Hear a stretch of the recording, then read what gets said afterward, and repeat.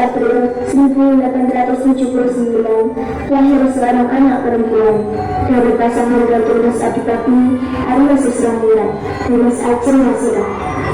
Ayahnya adalah seorang petani Jepara yang bangsawan, sementara ibunya adalah putri seorang Huragama.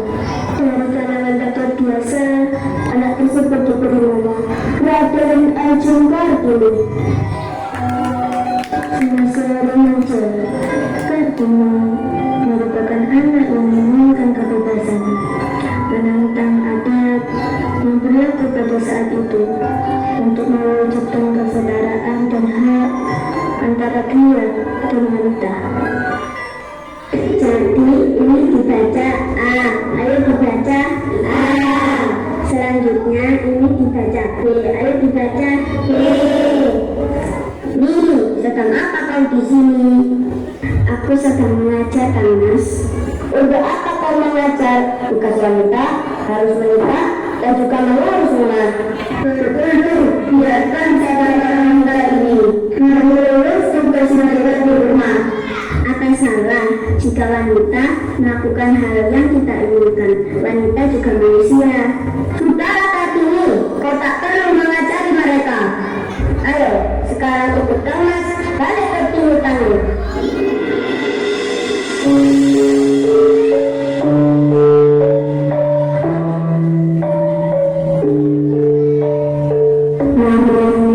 Meski semangatnya begitu tinggi, Kartini harus melawan berbagai tekanan, tidak hanya dari masyarakat, tetapi juga dari orang terdekat.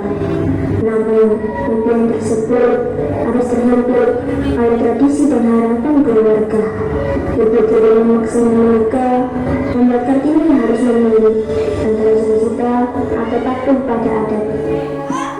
Nih, keluar, cepat keluar. Ada apa, Bu? Nih, sudah saatnya kamu harus dipingit. Ibu tidak mau melihat kamu terus mengajar dan belajar. Persiapkan dirimu dan lalu kami menjemputmu. Mengapa, Bu? Apa salah jika seorang wanita belajar? Apa salah jika wanita memiliki kedudukan yang sama dengan pria? Cukup, tradisi tetaplah tradisi dan kamu tidak boleh melanggar tradisi ini. Saya akan berpendapat seperti ini, Bu. Kamu harus bersyukur nih, karena ada orang yang mau melamarmu. Apa yang harus disyukuri, Bu, dari seorang laki-laki yang sudah memiliki 3 istri? Sudah bagus berarti yang melamarmu, bukan petani. Saya akan tetap menunggu proposal dari Belanda, Bu. Proposalmu belum tentu disetujui dan mungkin bisa saja ditolak. Lamaranmu harus dijawab dalam waktu 3 hari. Saya tidak mau, Bu. Saya harus meminta izin Kromo untuk melanjutkan pendidikan ke Belanda. Mohon maaf, Bu. Terserah kamu saja. Hingga tiba saatnya, siap atau tidak siap, kamu harus melakukan pendidikan ini.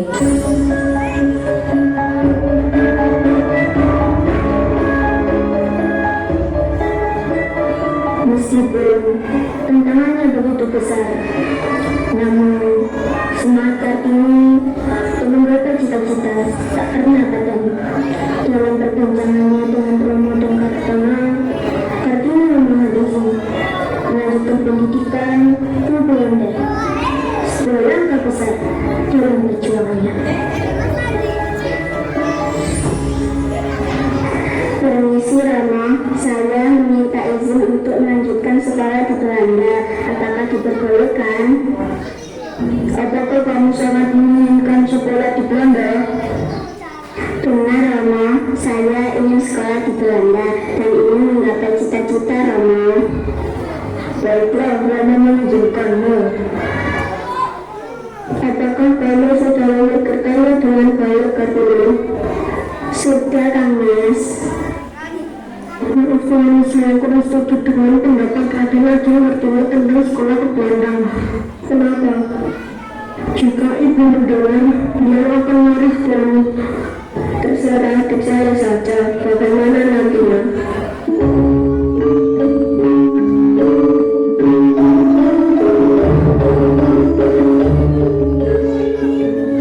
Seiring waktu, Kartini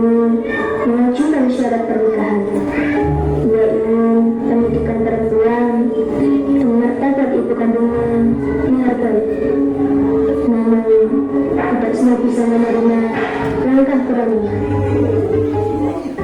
Bagaimana Kartini? Apa kamu siap menyandang gelar Raden Ayu?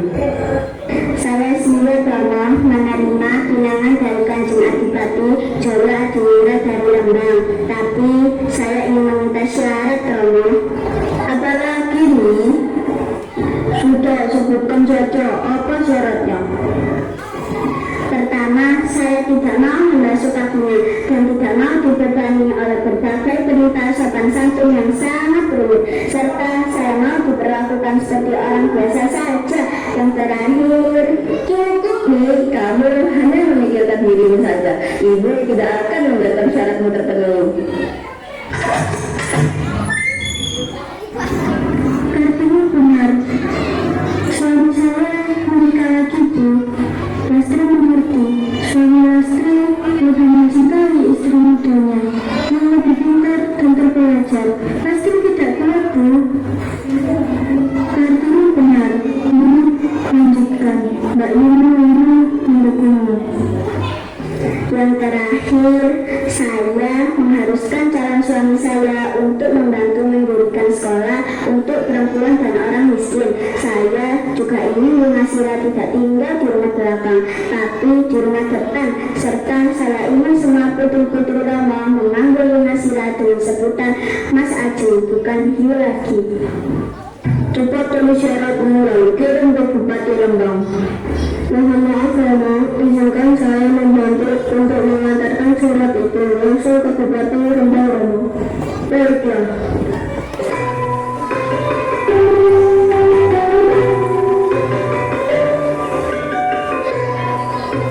Tiba saatnya Bupati Kanjeng Adipati Jawa Adiwira dari Rembang datang menemui keluarga Raden Ajeng Kartini.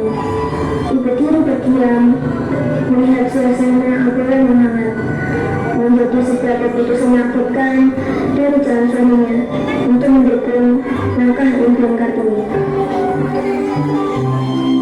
Apa benar Raden Ajeng Kartini yang menulis syarat pernikahan itu? Benar, Kang Mas. Apabila Kang Mas keberatan dengan syarat ini, saya mohon supaya Kang Mas tidak memperpanjang masalah ini dengan menjadi permusuhan antar keluarga. Mohon maaf, Romo, saya belum dengan kekhawatiran Raden Ajeng Kartini. Tapi itu wajar, Raden Ajeng Kartini memang mengenal saya. Justru dengan kedatangan saya ke sini untuk meluruskan hal penting yang tidak bisa dijelaskan dengan surat. Saya sangat ingin anak-anak diajar oleh ibu yang terlatih kuat dan pintar seperti Raden Ajeng Kartini. Aku akan ikut mengawal cita-citamu bagaimana Raden Ajeng Kartini.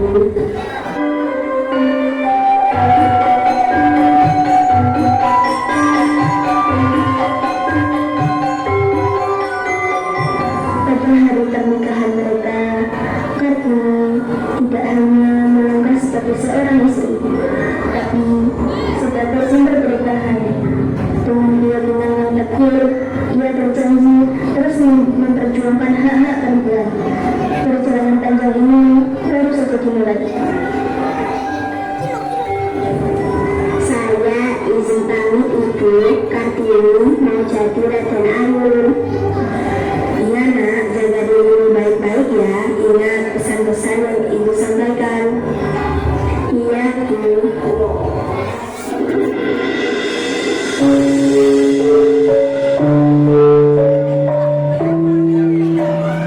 Setelah pernikahan selesai dilaksanakan, suaminya mengaku keinginan Kartini yang bercita-cita mendirikan sekolah untuk perempuan-perempuan agar mereka bisa mendapatkan pendidikan yang layak. Langkah tersebut didukung suaminya untuk mendirikan sekolah wanita di sebelah timur pintu gerbang kantor Kabupaten Rembang. Beberapa hari kemudian, Aska melahirkan seorang anak satu-satunya bernama Raden Sesal Jaja Adinda. Kartini meninggal pada usia 25 tahun pada tanggal 17 September 1904. Meski tidak sempat berbuat banyak untuk kemajuan bangsa dan tanah air, tapi di pagi semuanya.